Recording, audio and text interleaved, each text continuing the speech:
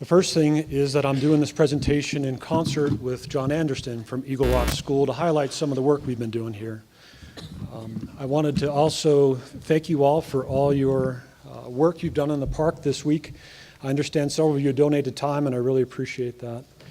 I want to thank the organizers for allowing us to tell our story, and Director Jarvis for setting the stage so well with so much good food for thought to think about, and we'll tap into some of those thoughts in our presentation as well. Just about there. Boom, boom, boom. Can you stick by for the video?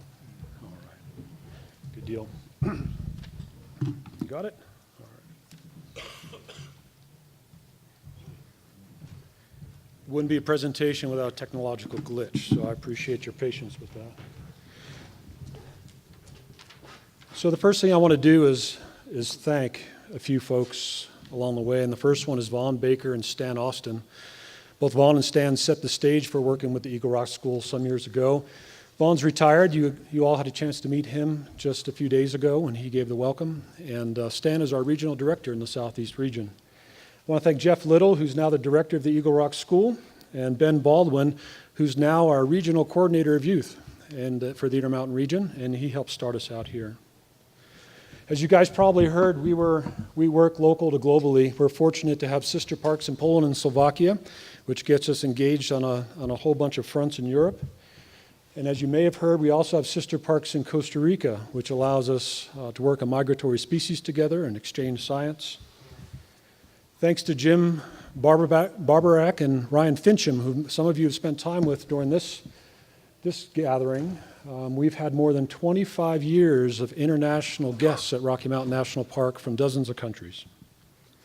We work locally to globally with our Gloria program, working on alpine systems. And we're the first biosphere reserve in the United States to be back in the system as UNESCO is working through their exit strategy, which gives us the best forum in which to work on sustainable development in concert with conservation of Rocky Mountain National Park. What I want to do is set the stage a little bit of context before I invite John to come up to talk about youth. And we're going to watch a very short video, if I can get the technology to work.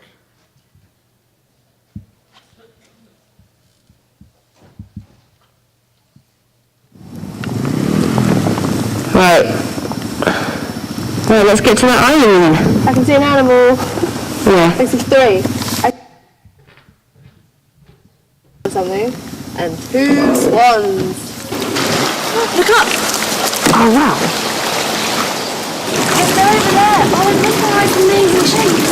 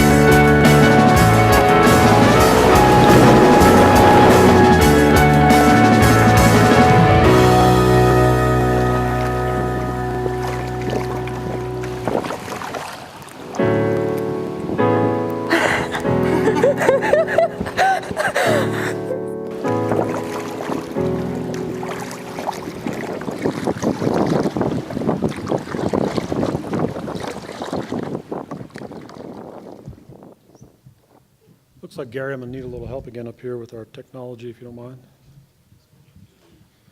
How many folks have seen Murmuration before? About less than half. It's an amazing...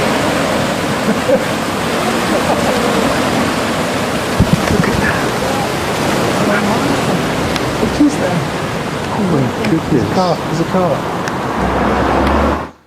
Good deal. I have much to learn from Director Jarvis about how to make this all seamless. So they're sending me to Alaska to practice for a while. The upshot is that less than half of you have seen it, yet it's one of the most amazing phenomena you can see. Those are European starlings. And what's so magical about it is how they all kind of flow together. Now, the geek in me has to understand why, and the Cornell lab has studied this for quite a long time. And what they have come to understand is that each bird reacts to 6 other birds around it in sync. That each one moves, the other one reacts. As one reacts, the other one reacts to the other, and so forth. And as we think about how magical that experience was. Can't hear anything? Got it. And while you can't deny the experience that they had, every park, no?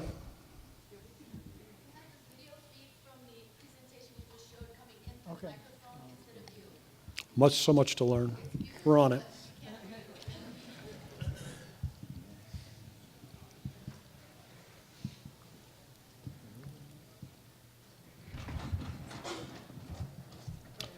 Anyway, as we were visiting about America's Best Idea, bringing folks to parks to have those kinds of experiences, the aha moments, those magical moments, we also have to remember that it's there for us as well to enjoy, and hopefully you guys have all taken a chance to go into Rocky, and if not, before you go.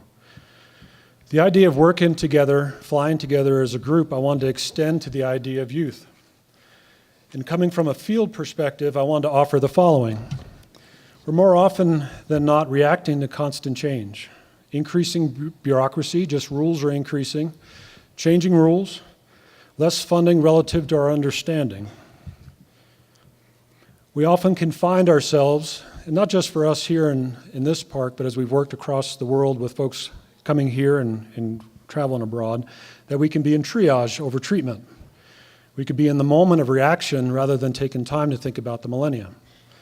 We can be focused on a location rather than thinking about a landscape.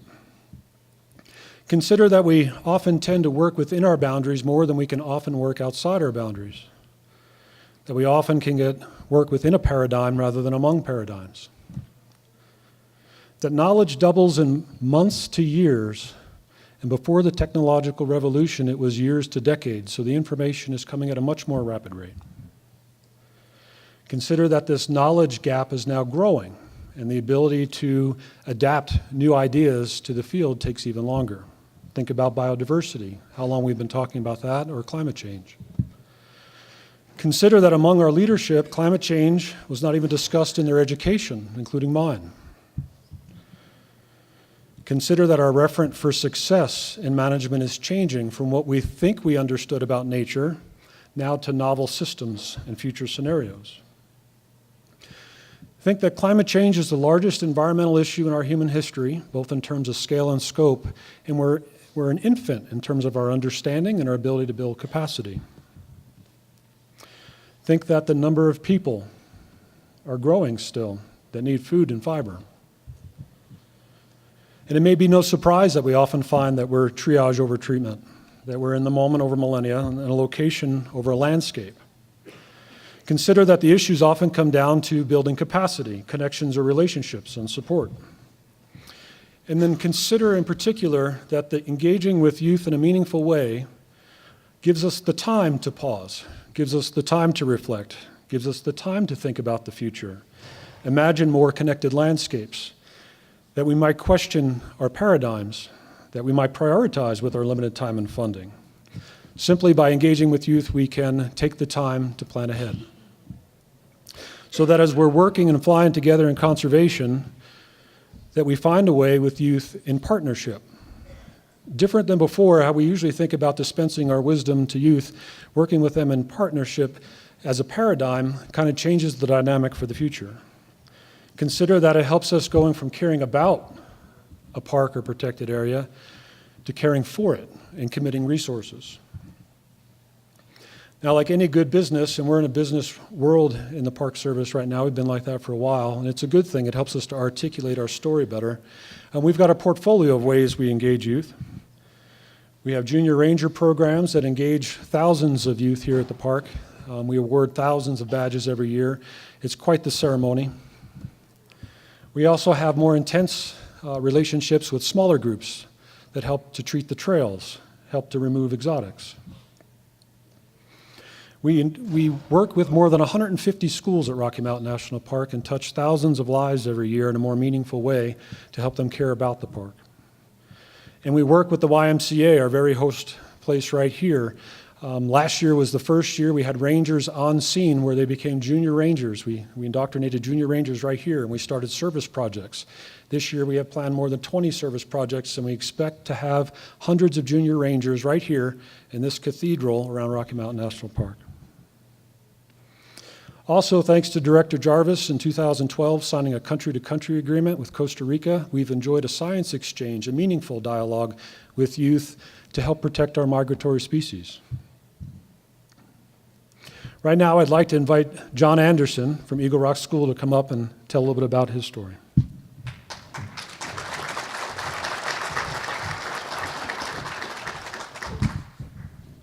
Good morning. It's an honor to be here with you all. Thank you.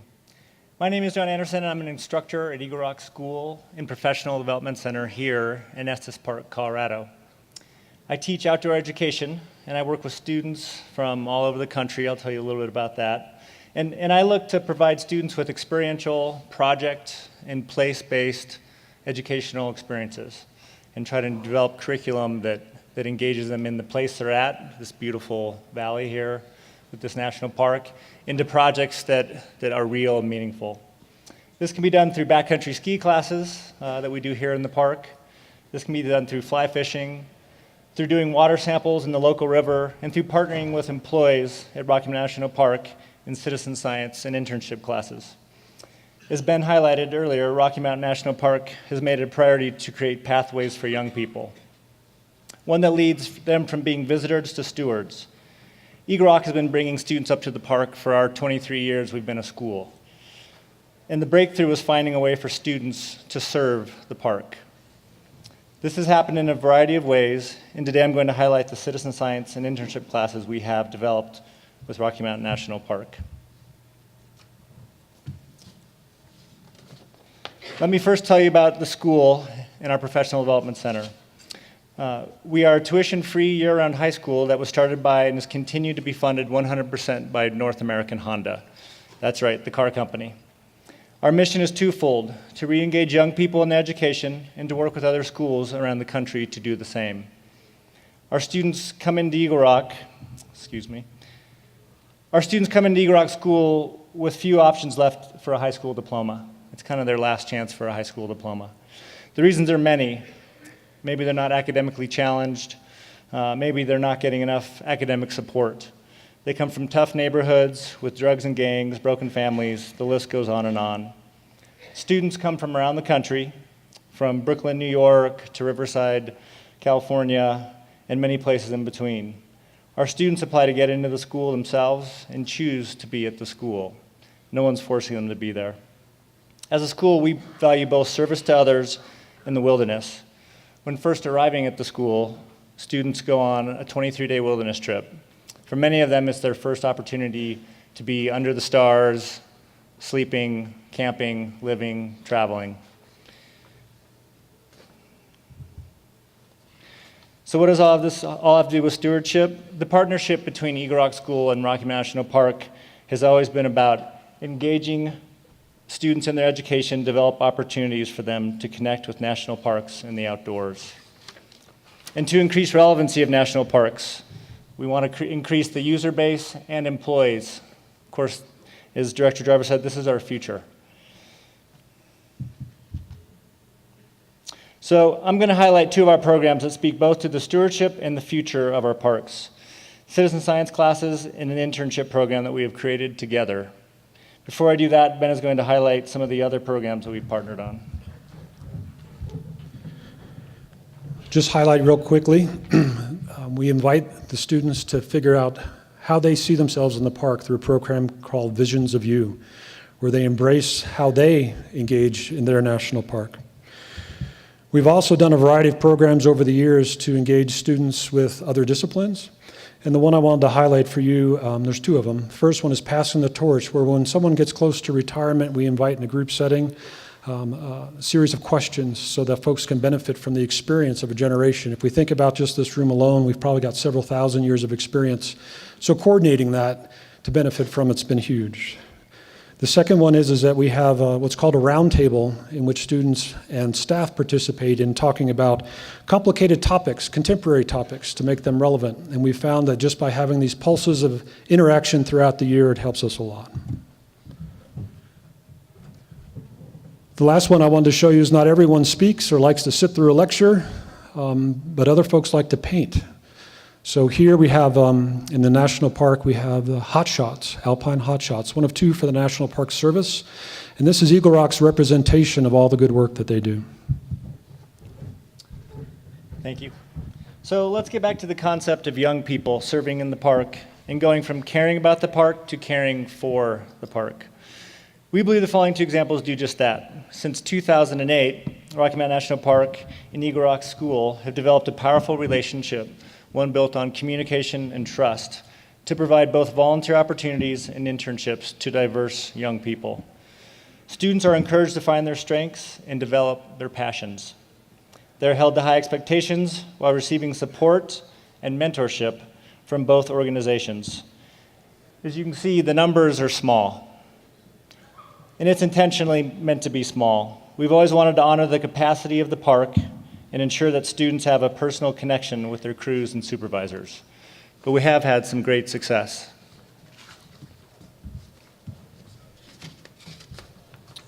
As you can see, students have been placed in a variety of volunteer positions, as well as getting hired as seasonal employees. The power of the program is they come in, they take classes at the school, they make relationships with park employees, with park volunteers, and then they have the opportunity to apply for jobs. They go through an internship program that gets them in volunteering, and that's all to do with their strengths and their interests and their passions.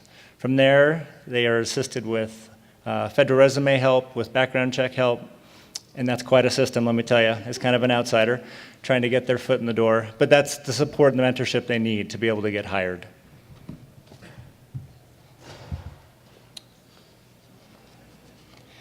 The program prioritizes both real work and volunteer experiences with professional development for the students. 2 days of the week, students volunteer in the park with their crews, and 2 days a week we have them on campus for a full day. The curriculum consists of assignments, activities, and discussions. Students document their field work in an intern workbook, document their experiences through photo assignments, set goals, and do a lot of reflection on their experiences in the park. The internship also focuses on students learning about the culture and history of the Park Service. I'd also like to highlight our citizen science program, and one of our most successful classes involves a nationwide study of mercury in the national parks. I spoke earlier about both place-based and project-based education, and this project includes both. Students learn all about the dragonfly, its habitat, life cycle, and its role as a biosentinel. They learn about where mercury comes from and the health risks for humans and the animals that live in these parks. Lastly, they learn how to follow a scientific protocol for the national study. Students are a part of something bigger in the project. In a sense, they get to give back. Students become the experts in the class, and as the class goes on, students end up educating the public on this incredible project. For me as a teacher, there's nothing better to be at Bear Lake here in the park, which is one of the most visited areas, and have our students educating the public about this project in terms of what they're looking at, which in this case is dragonfly larvae, the life cycles, the habitat, and it's really powerful for me. It demonstrates their learning, as I always tell them. Like, that's a perfect opportunity.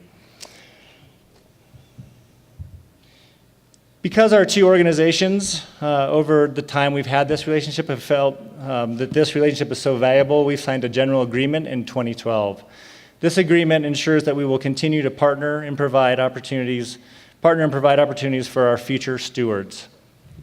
We want to seek to develop programs, solve problems, and work together. We collaborate on curriculum development, and that's a great thing for a teacher as myself to be able to talk to experts in the field and to run ideas by them and to develop this curriculum. We want to collaborate to identify and develop opportunities for diverse youth. That's the power of our relationship with Rocky, is creating these opportunities through science classes, through internships, through students working with, as Ben said, the Alpine Hotshots, either painting murals or working with them in the fire crews. And we also want to provide a support system, safety net, and mentor participating youth. That's key to this. We have to provide mentors, people who care about these students. So a couple things I'm going to leave you with here. So what our students say, and I'll let you read those for yourselves. I think they summarize nicely what our future stewards are saying about this program. Tiara from Los Angeles, California speaks about finding a new interest because of classes she has taken in the program. Cassandra, who graduated from Eagle Rock this past spring, is now looking to get a degree in aquatic biology. I had her in the dragonfly class a year ago in that study, and she wouldn't even touch the larvae the first day of class. She came back and taught a Riverwatch science class with me about macroinvertebrates in our local river, and now that's led to her getting accepted into college and hopefully getting a degree in this being an aquatic veterinarian. Heather, because of her participation in the program, shifted her paradigm on the importance and relevance of parks. And I love that quote. She said that at the Rocky Centennial a year ago. And Renee, one of our program's great success stories, said this: I will be working at Crater Lake National Park this summer, which is very exciting. I will be a GS5 seasonal botanist, my first 5. I'll be wearing a Class A uniform with the gold badge. I will have a DOI access card and be on a small crew of much older people. Hopefully I will make a great impression and represent Eagle Rock and Rocky Mountain National Park well. I might possibly be the only, or maybe one of the few females of color working there too. Diversity. So Renee came back, went through the program, yes, thank you, and came back as a seasonal for 4 summers at Rocky, and now has gone on to work at another national park. So we're making these powerful connections, and they're great ones, and super grateful for Rocky and the relationship we have. Thanks, John. So clearly the youth are the future, and some of the things we might take away.